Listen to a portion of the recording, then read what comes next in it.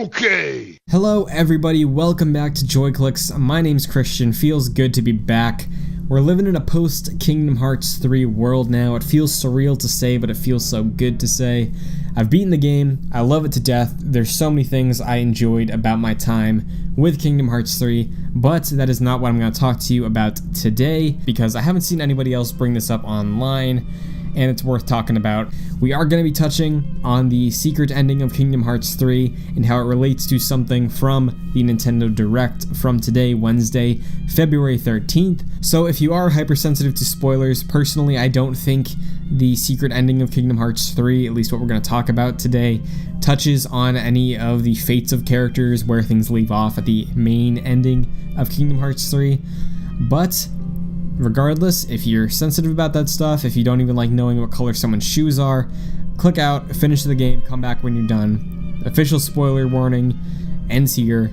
I want to talk about a game that was shown off in today's Nintendo Direct and how I think it may connect to Kingdom Hearts 3's secret ending and Verum Rex. But before we do that, I gotta give some context to everything, because in Kingdom Hearts 3, when we enter the Toy Story world, there is a sort of prelude trailer that plays for a fictional, or at least I think it's fictional, video game called Verum Rex.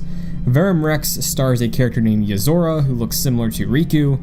He's got some obvious Nomura inspirations for his design as a character, but the actual trailer of Verum Rex is very reminiscent of some of the early trailers for Final Fantasy Versus 13, which was also directed by Tetsuya Nomura of Kingdom Hearts fame. Later, Versus 13 turned into Final Fantasy 15, which Nomura also saw through. But what I want to talk about today is the fact that Verum Rex seems like it has some more implications behind it. There's already a million videos on the internet breaking down the secret ending. That's not what I'm going to talk about. We see Sora waking up in Shibuya from The World Ends With You. We see Riku waking up in a Final Fantasy-like version of what seems to be Tokyo. Yozora is there, and we get a close-up of him seeing that Yozora is real. There's some meaning behind Verum Rex. There's some larger thing at play. But today, we had a Nintendo Direct. And like I said, I haven't seen anybody bring this up, but there's a trailer for a new game made by Tokyo RPG Factory. This is a subset of Square Enix. They're responsible for games like I Am Setsuna and Lost Sphere, which are pretty well received. They're throwback RPGs, they're what you expect out of them. But the newest one, Ononaki, which looks pretty cool to me. I like the art style, I like the vibe, but my interest skyrocketed when I rewatched the Nintendo Direct for a podcast a little after it first premiered, because at this point in the trailer for the newest game from Tokyo RPG Factory, if we pause right here, this character looks strikingly like Yozora from Verum Rex. I don't know if it's a coincidence.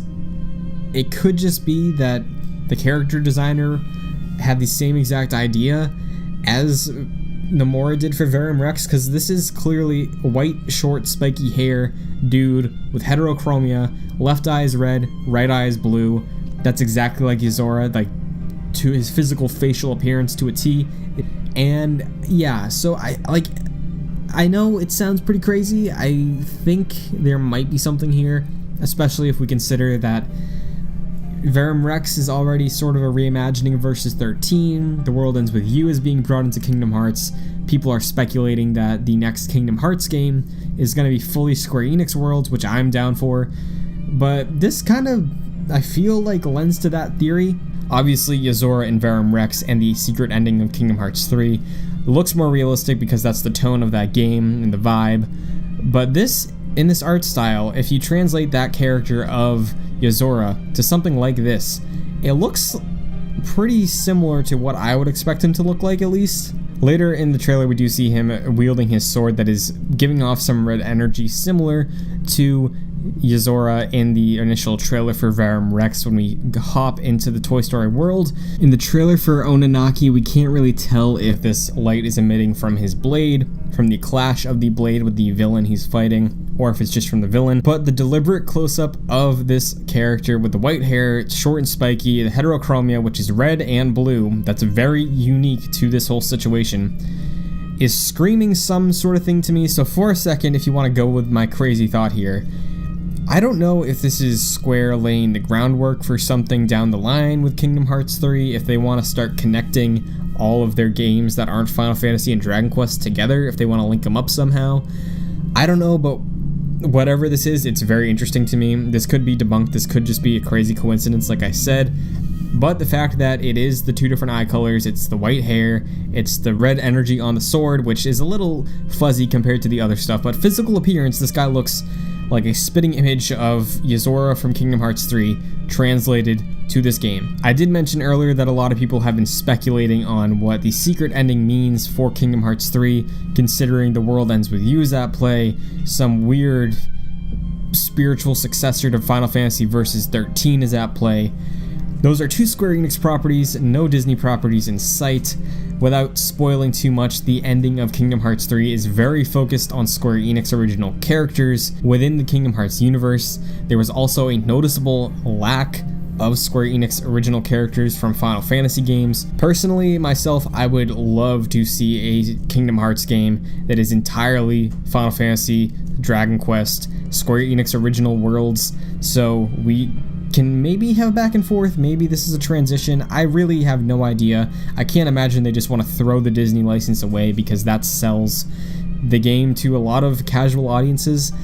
It's very confusing. I think this was worth talking about. Again, it could just be a coincidence, but it is almost uncanny, so I had to make a video about it. But if you're new to JoyClicks, I would appreciate it if you subscribe. We have a podcast starting up. First episode is dropping this Friday, where we go over everything that happened in the Nintendo Direct.